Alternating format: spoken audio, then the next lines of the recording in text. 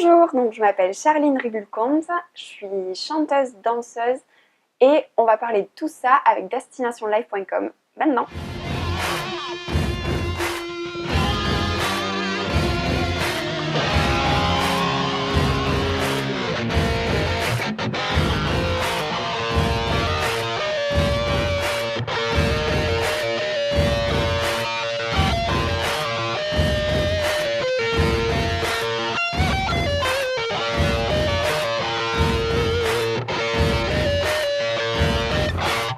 Bonjour Charline. Bonjour. Alors on te retrouve actuellement sur la scène du Casino de Paris pour la comédie musicale We Will Rock You. Oui. On va en reparler tout à l'heure. Mais avant ça, peux-tu nous retracer ton parcours de danseuse? Alors, mon parcours de danseuse. Moi j'ai commencé la danse, j'avais 6 ans et après je suis un peu tombée dedans quand j'étais petite parce que j'ai une famille de musiciens autour de moi. J'ai mon père qui a un orchestre dans le sud, ça fait 30 ans. Du coup, c'est une formation qui s'est développée au fur et à mesure des années. Maintenant, on est 20 artistes.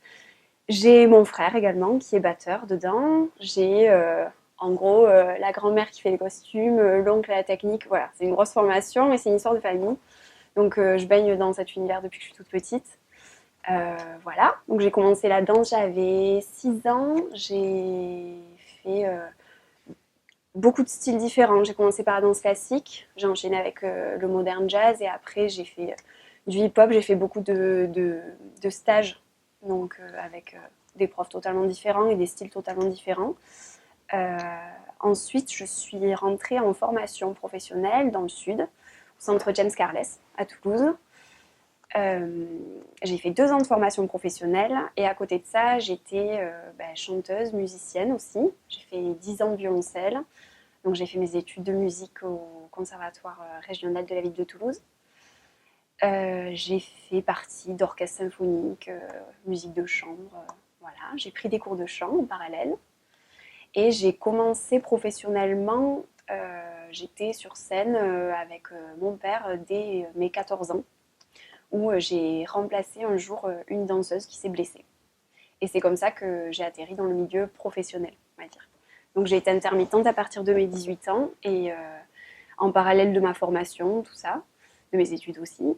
Et à 20 ans, oui c'est ça, 20 ans, j'ai passé l'audition pour Cats, qui était ma première audition. Cette audition qui a été très longue pour moi. En gros, j'ai passé mon premier tour d'audition le 24 février et j'ai su que je ferais partie du spectacle le 16 juillet. Voilà, donc avec des noms, des rappels, voilà, tout ça. Et c'est comme ça que je suis rentrée dans le milieu des comédies musicales. Donc j'ai fait Cats, après j'ai enchaîné avec du cabaret, de l'événementiel. Puis j'ai atterri dans Dirty Dancing et j'ai enchaîné avec We Will Rock You. Voilà. Alors, tu n'es pas que danseuse, comme tu disais tout à l'heure, tu as pratiqué le violoncelle, tu t'es formée à la technique vocale. C'est important pour toi de faire évoluer ta palette artistique? Oui, bah parce qu'en fait, j'avais pas envie de choisir. Je pense que c'est ça. C'est que la danse, disons que ça a toujours été ma dominante, mais j'avais pas envie de choisir. Voilà, j'ai toujours chanté, ça a toujours été une passion qui a fait partie de ma vie. Et du coup, un jour, on m'a dit, bah, prends des cours de chant, et c'est vraiment de pousser aussi cette palette-là. Et je me suis dit, bah, pourquoi pas. Et en fait, ça m'a vachement plu et c'est quelque chose que j'ai pas voulu abandonner. Et après, par contre, la musique, ça c'est autre chose. C'est vrai que ça avait une part très importante dans ma vie, mais ça me demandait énormément de temps. Et ça, pour le coup, j'ai dû vraiment faire un choix entre la danse et la musique. Et j'ai choisi la danse. Donc voilà. Donc je fais plus de violoncelle aujourd'hui, mais j'en ai fait 10 ans. Alors tu parlais tout à l'heure de l'orchestre Jean Riboul dirigé par ton père. Mm. C'est là que tu as pu faire tes armes? Ah oui, complètement. Bah, pour moi, ça a été vraiment ma plus belle formation professionnelle. Voilà, c'est ce qu'on appelle le monde du bal. Et c'est des scènes différentes et des publics différents tous les soirs. Des énergies complètement différentes, des équipes aussi différentes. Et ça m'a appris à vivre avec une équipe parce que c'est des saisons de tournée, c'est un travail au quotidien. Donc voilà, faut gérer ses humeurs, ses émotions, voilà, la fatigue, tout ça. Et c'est là où j'ai le plus appris, clairement. c'est où j'ai pour la première fois chanté. Voilà, et c'est où je me suis le plus amusée, on va dire. Voilà, j'ai aussi connu le fait de travailler avec des musiciens en live. Voilà, c'est quand même une équipe où on est 15 sur scène. Il y a quand même une grosse formation de musiciens. Il y a tout un pupitre de cuivre. Ils sont 6 cuivres. Il y a une rythmique. Voilà. Donc c'est aussi apprendre à être sur scène avec des musiciens live, avec une dynamique live et à partager aussi ce qui se passe sur scène avec ces musiciens-là, à partager des moments des musiques, une énergie, et ça c'est ce que j'adore. Voilà. Alors, tu as découvert le monde des comédies musicales lors d'un séjour à New York. Oui. Qu'as-tu ressenti là-bas quand tu as vu ces nombreux spectacles à Broadway? Je me suis juste dit, c'est ce que je veux faire. Voilà, je vais être comme la dame au milieu là. Non, voilà, je suis partie parce que j'ai eu la chance en fait de faire des stages de comédie musicale à Toulouse avec Dana Moore, qui était l'assistante de Bob Fosse, quand même à l'époque, donc une dame juste fabuleuse qui m'a assez, même vraiment bouleversée.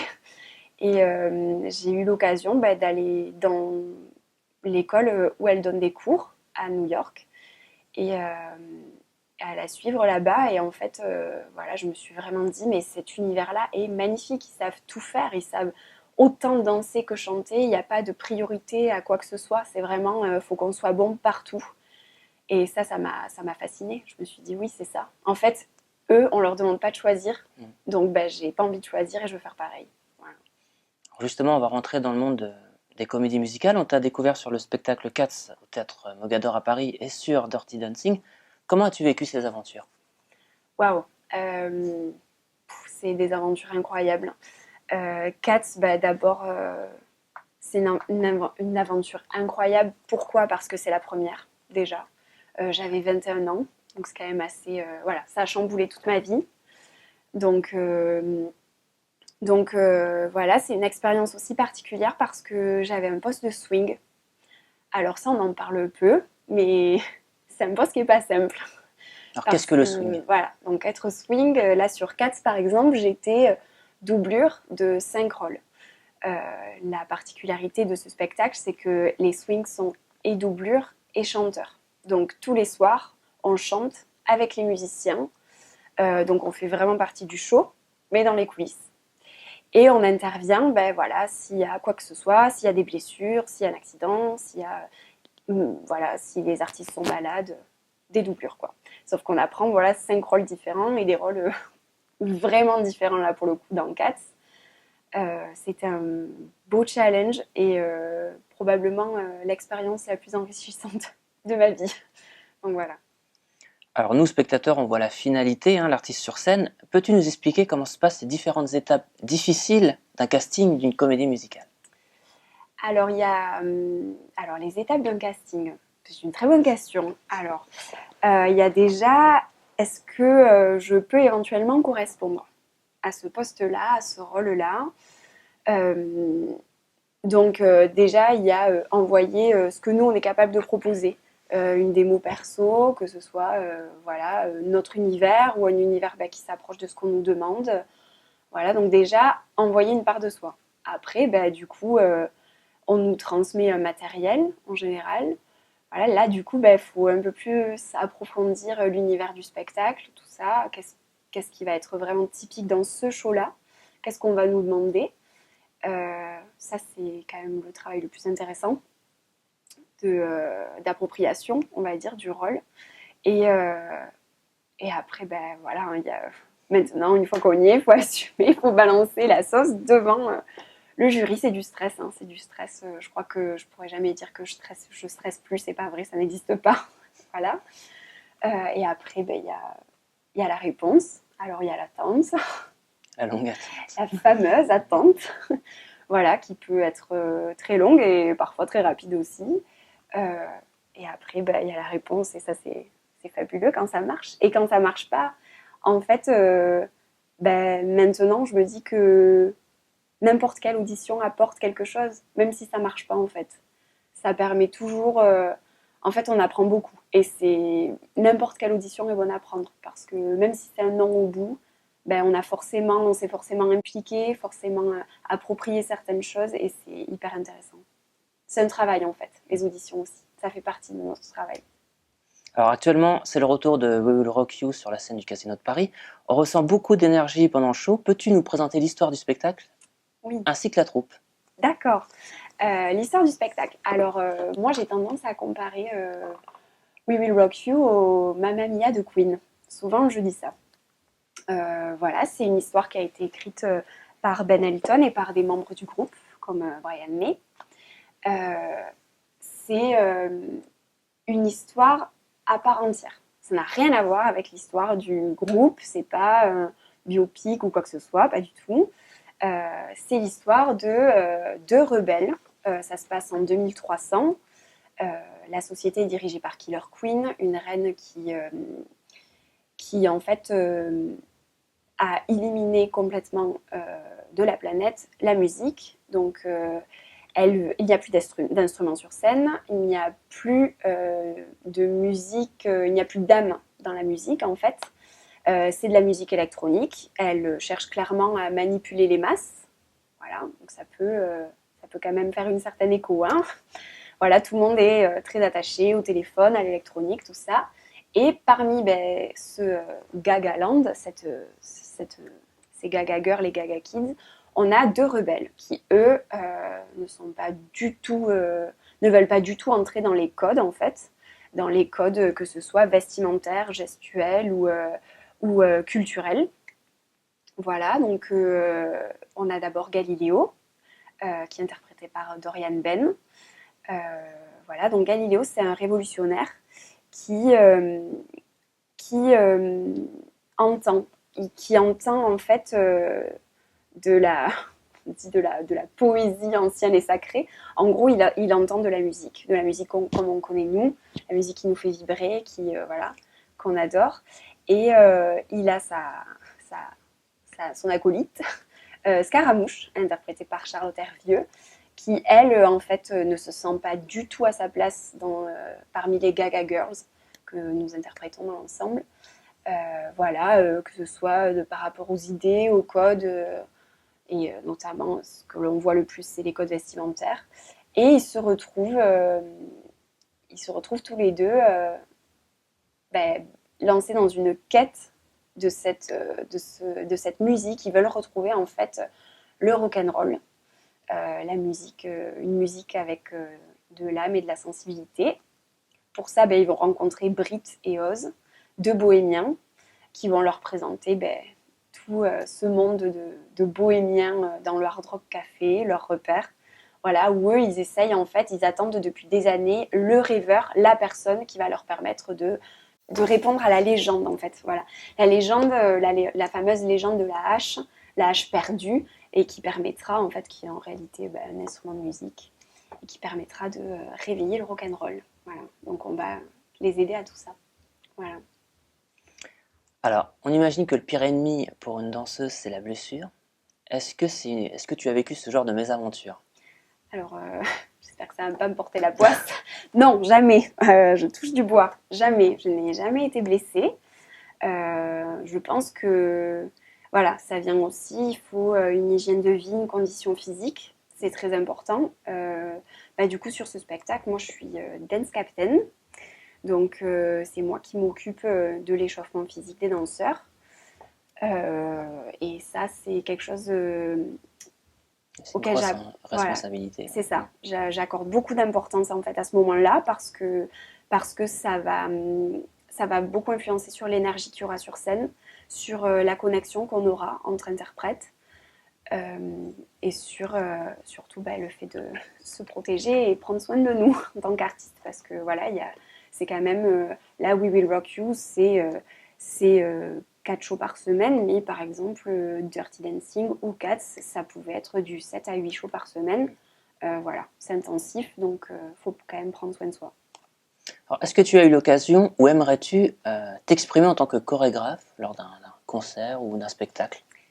Alors non, je sais que ça peut paraître étrange, mais non, en fait, c'est pas le travail de création qui m'attire le plus, c'est vraiment le travail d'interprète. que je trouve passionnant en fait. J'adore être au service d'une écriture. J'adore défendre un propos, défendre une énergie, défendre voilà, vraiment une écriture et une stylistique. Donc c'est plus le travail d'interprète qui me plaît, qui m'attire en tout cas. Quel est ton plus beau souvenir sur scène, notamment sur les comédies musicales? Je pense que c'est souvent le salut qui me bouleverse le plus. Le salut et le pré-show, juste avant que ça démarre. Bah, bizarrement, je pense que pendant le spectacle, on est tellement focus, tellement concentré, tellement connecté que c'est des moments incroyables, mais on en prend moins conscience. Mais ce pré-show et les saluts, en général, c'est où on prend toute l'énergie du public. Et ça, c'est bouleversant. Un show comme We Will Rock You, quand à la fin, après ces fameuses 15 dernières minutes ultra chargées, parce que bah, c'est plus comme un concert et on est très, très, très proche des gens. Dès que les gens se lèvent, on prend une énergie qui est incroyable. Et ça, bah, ils le savent tous les soirs, j'ai un petit peu les larmes aux yeux. Voilà, je suis un peu la pleureuse de la bande, alors voilà. Si on pouvait faire un top 3 des comédies musicales dans lesquelles tu aurais aimé jouer, toutes comédies musicales confondues. Oui. Top 3, bah, j'ai envie de vous dire Chicago. Chicago. Bon, je réfléchis, c'est fou ça. Ben, en fait, après, j'ai eu de la chance parce que Dirty Dancing et Cats en faisaient partie, donc j'ai pu jouer dedans. Le Roi donc ça, Lion, je les suis 10 ravie. Commandements, Oui, Notre-Dame de voilà, Paris. bah oui, Cabaret, Cabaret. j'aurais adoré Cabaret. Ouais, Chicago, Cabaret, Le Roi Lion. J'ai envie de dire, mais c'est pas ce qui m'attire le plus. Ah, je réfléchis, attendez, ça va venir. Mary Poppins, j'aurais adoré aussi. Wicked, tout ça. Ouais, oui, c'est cet univers-là aussi. Alors, on a pour habitude dans nos interviews de demander à des gens de poser des questions à nos invités. Donc, on a sélectionné pour toi quelques personnes qui ont des choses à te demander. Ok, c'est génial. Ok, donc c'est Charlotte Hervieux, c'est Moumouche. Voilà, c'est ma Moumouche. Donc, qui interprète le rôle de Scaramouche. Coucou Charline. Alors, en tant que super dance captain de We Will Rock You, est-ce que tu pourrais nous expliquer ce qu'est une tortue façon Charline et nous donner un exemple du genre de tortue que tu nous faisais faire avant de monter sur scène pour le spectacle? Je t'embrasse. Ah, génial. Alors oui, voilà, ben, vous comprendrez pourquoi je trouve le pré-show très intéressant parce que j'organise des tortues. Donc, c'est tout simplement une ronde avant le spectacle. Voilà, c'est un moment, je trouve, très important parce que ça nous permet de tous se connecter avant le spectacle, que ce soit danseurs, comédiens, rôles principaux, techniciens. Souvent, je fais venir les équipes habilleuses, techniques, tout ça. Voilà, c'est hyper important. Je pense qu'on porte tous le show à différents niveaux et c'est voilà, quelque chose qui me touche particulièrement. On connecte les énergies et on se met en place pour assurer un bon show. C'est vrai que c'est délicat, on est sur un timing de préparation qui est souvent très serré et on n'est pas forcément tous au même endroit, on se voit pas forcément tous, on se croise pas forcément tous avant le show. Donc c'est un moment voilà, de réunion avant de balancer le show. Donc, voilà. Alors, une autre question pour toi. Waouh, génial! Ah, ce sont mes collègues de danse de l'orchestre de mon papa. Ce sont mes copines, hein. Marina Martinez et Cyrielle Sanchez. Notre petite Charline. Tu vas nous dire quel est le morceau que tu as l'habitude de chanter pour tester ton micro à l'orchestre et quelle est la raison de ce choix? Alors, elle m'imite très bien. C'est pour ça qu'elle pose cette question. Parce que je chante très souvent Shape of You de Ed Sheeran, mais la version des Postmodern Jukebox, qui est voilà, un groupe que j'affectionne tout particulièrement. Et pourquoi ? Parce que j'adore ce groupe et que j'adore cette chanson et que ça me permet de m'amuser en balance. Voilà. Une autre question. Ben, vous avez bien travaillé, hein ? Waouh ! Ok, ma meilleure amie. T'imagines même pas le nombre de fois où j'ai dû refaire cette vidéo. Mais j'espère que cette fois-ci, c'est la bonne. Alors du coup, j'ai une petite question, ma Charline, à te poser. Si je te dis ramener la coupe à la maison, qu'est-ce que cela t'évoque? Gros bisous. Ok. Oh là là, n'importe quoi. Ben voilà, j'ai bien suivi la Coupe du Monde de cette année. Je suis très fière de nos Bleus, voilà. Non, ça m'évoque juste de super soirées entre copines et qui me sont très très chères. Voilà, c'est des personnes qui sont très importantes pour moi et qui me suivent depuis le début, qui savent, voilà, qui m'ont suivi. Voilà, c'est mes deux meilleures amies. Elles me suivent depuis que je suis gamine. Elles ont suivi tout mon rêve et toute ma vie, mon changement de vie de Toulouse à Paris. Et elles viennent d'ailleurs voir le spectacle dans 2 jours, donc c'est super touchant de les voir. Question suivante. Ok. Ouais. Ok. Donc c'est ma tante, c'est comme ma grande sœur. Donc voilà, qui est très importante pour moi. On y va. Bonjour ma pépette. Ah oui, Si Pépette, je c'est te mon surnom. dis Steps on Broadway, Ok. tu penses à quoi? Je t'embrasse et je viens te voir sur scène très vite. Génial. Donc Steps on Broadway, c'est l'école dans laquelle je suis allée prendre des cours avec Dan Amour à Broadway. Et c'est ma tante qui m'a accompagnée pendant ce voyage qui était juste incroyable. Et c'est voilà, ce que je vous ai raconté tout à l'heure, c'est un voyage qui a bouleversé vraiment mon rêve, qui m'a juste montré la direction, en fait, on va dire. Et voilà, c'est une école juste magnifique. C'est la première fois de ma vie que j'ai vu Chicago à Broadway. C'est voilà, un voyage bouleversant. J'ai vu Mary Poppins aussi. J'ai vu Anything Goes. Voilà, des shows qui m'ont beaucoup touchée et qui ont fait que je réalise aujourd'hui la chance que j'ai, clairement, d'être sur scène et de vivre ma passion. Donc voilà. Dernière question vidéo. Ah, petite fan, elles sont trop mignonnes. Coucou Charline. Ah, tu me Alors, voilà, franges. petite question qui va te rappeler de bons souvenirs, je pense. Quels ont été tes 2 meilleurs fous rires avec le cast de We Will? Alors, oui, alors on est une super équipe sur We Will Rock You et j'ai des amis très très proches sur We Will Rock You. Donc, j'ai aussi des fous rires sur scène. Je crois que mon plus gros aura été pendant la scène des Bohémiens. Nous avons une scène où nous devons jouer des zombies dans le 2e acte. Et c'est vrai que c'est une scène très longue où nous sommes quand même dans un état un petit peu second. Et c'est où j'ai probablement les plus gros fous rires en général, qui sont souvent dus à mes 2 acolytes, donc Yanis Sia, mon meilleur ami, et ma sœurette Dorian Ben, voilà, qui en général s'amuse à me mettre dans des positions improbables en zombie, et comme je joue le jeu, voilà, ça nous rapporte de très très beaux souvenirs et de très grands fous rires, voilà. Alors, on va revenir un peu à ta vie de danseuse. Que fais-tu pendant tes jours de relâche? Rien, non. Mis à part venir nous voir. Voilà.